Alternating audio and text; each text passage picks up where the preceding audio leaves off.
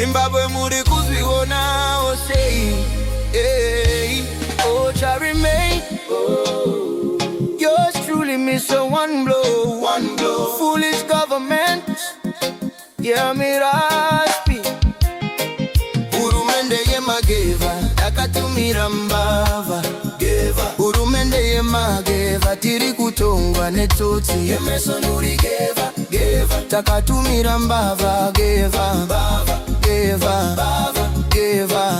matsotsi. Hurumende yembava tiri kutongwa negeva mbava tsotsi. Takatumira from bad to worse. Tishiva kuna baba bona unogona ona.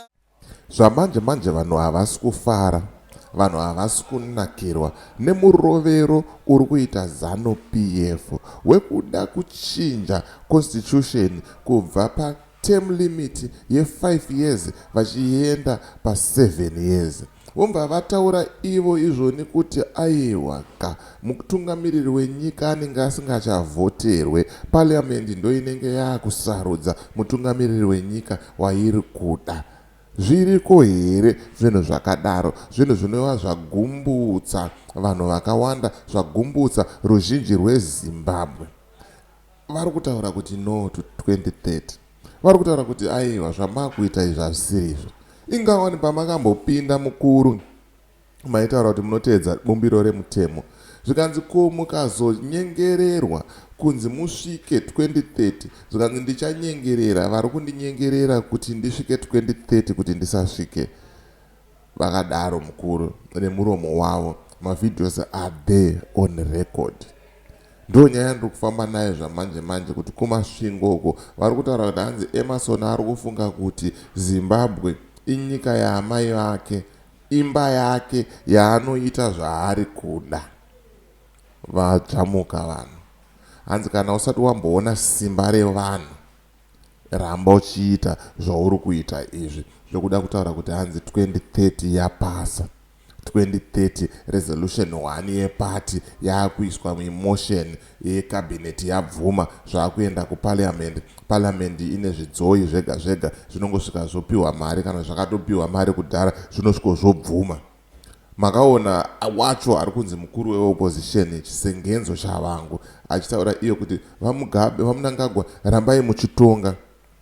Opposition yakaita sei iyoyo inotaurira ruling party kuti hanzi keep on ruling nekuti muri kugona basa.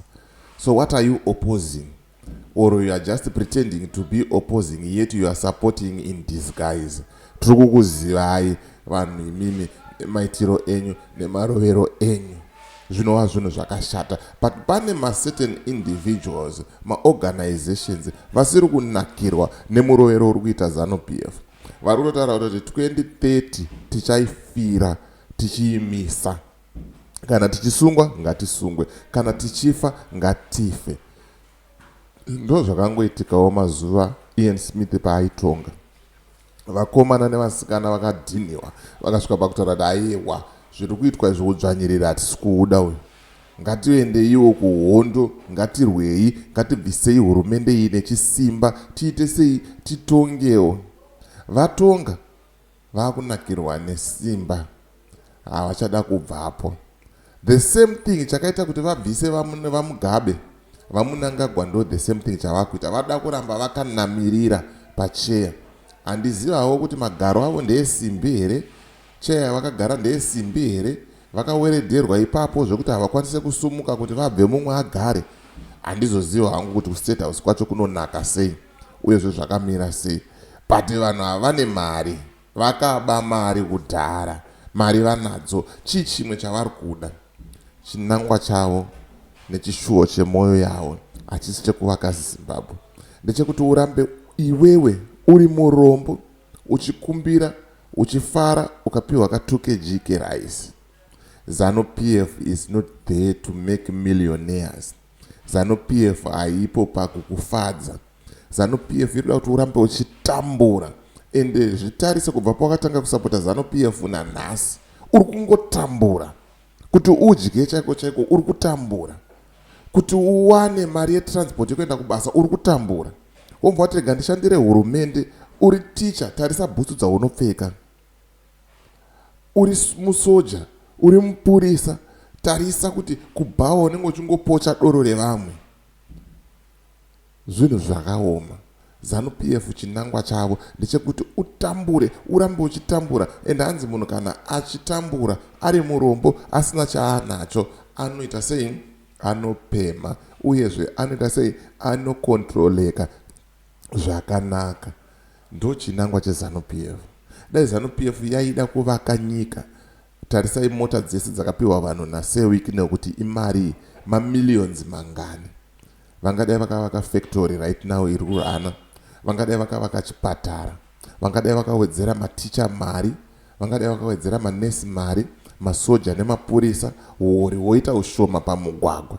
But havana basa nemi civil servants. No matter how loyal you are to ZANU-PF, ZANU-PF keeps on fucking you up. Chokwadi chinofanira kutaurwa, nyange chichirwadza, nyange chakaoma sei, tinongozvitaura as it is. Right now vari kutaura kuti vazadza vanhu vavo muSouth Africa vari kukriticize 2030. Vakauraya Vageza, vakauraya Chimama, vakauraya Saruwaka. Ndo basa ravo, ndo zvavanogona. But muchauraya here nyika yese ikati haisi kuda 2030. Regai tinzwe nyaya yaitika kumasvingo. Vari kutaura kuti Emerson ari kufunga kuti Zimbabwe ndeyehama yake.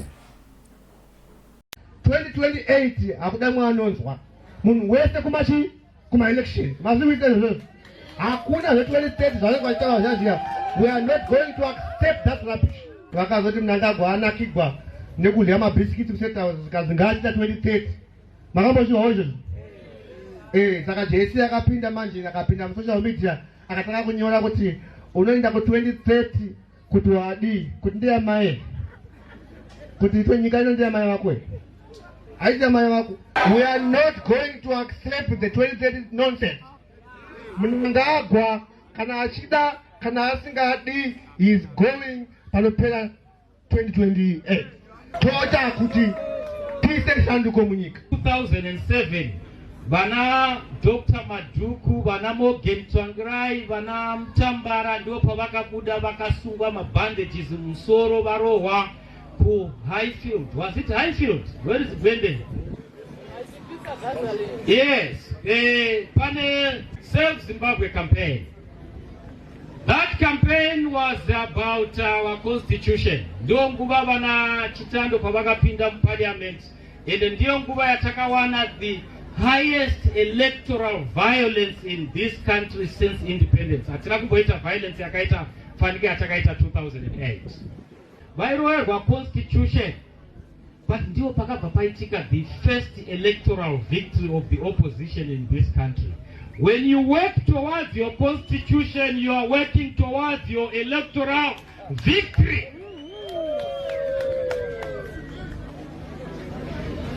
Vakarohwa vana Tsvangirai, vakarohwa vana Maduku, vana Mtambara. A lot of people were arrested, vakawanda vakauraiwa, but people fought and they were fighting for our constitution.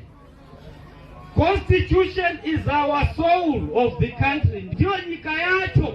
Tikavaregerera iye zvino vachiti ivo vakuda kuti vachinje constitution. Chichaitika ndechekuti kokupesera these guys are actually going to abolish elections forever. We cannot allow a few to control our country. Kunoku kumasvingo central, kana ndiri kumasvingo central munoma I'm happy because this is a constituency that has been known to host very key political figures in this country. Ndiyo constituency yana Zobo, ndiyo constituency yana Papa JC, ndiyo constituency yana Mzembi, ndiyo constituency yakuda kupindwa nemningina wangu uyu Mose. Zvatinofanira kuti titenderane munomu ndezvokuti hakuna constitution inoamendwa kunzi munhu awedzere makore ake akuramba achititonga, nokuti kana tada kutongwa vanouya kwatiri vozotaurirana nesu. Havangogari vari voga kuHarare voti kwanza takuwedzera makore okutonga, takuwedzera makore okutonga. Masarudzwa nani? Saka 2028 tinofanira kuinda kuma-election zokuti vaende vanogara pasi vati kwanzi taita resolution number 1. Resolution number 1 ndeyavo kuZANU ikoko. Isusu hatisi veZANU, isusu tiri veZimbabwe. Constitution yedu tinoida yakadaro. Toda kuinda kuma-election. Kana tichinzi tinodyiwa, ngatidyiwe, asi musatitorere kodzero yedu yokuvhotera vatinoda. Chakunakidza chii kuti utaurire vana veZimbabwe kuti yoda kuwedzera dzimwe 2 years kuti usvike ku2030? Vana veZimbabwe vanoda kuti mubabatisise. Mukaira mabvuma kuwedzera 2 years idzodzo, chinomutadzisa kuti awedzere dzimwe 5 years chi? Chinomutadzisa kuti awedzere dzimwe 20 years chi? Saka isusu sevana veZimbabwe tiri kuti no to 2030. Tiri kuti chi? Tiri kuti chi?